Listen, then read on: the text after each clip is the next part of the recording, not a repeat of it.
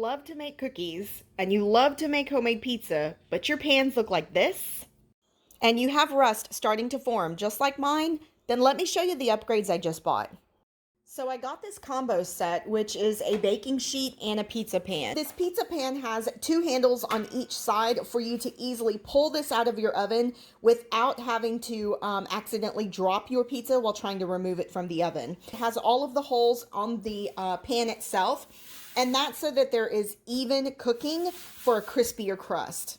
Now, I love the fact that the baking pan does not have a lip. So when I'm actually baking cookies on this, I can put 4 across and be able to do 5 down, giving me 20 cookies on one sheet without them touching the lip and having a flattened cookie on one side. They gave you a little bit of a lip here for you to be able to pull this out of your oven, especially when it's hot.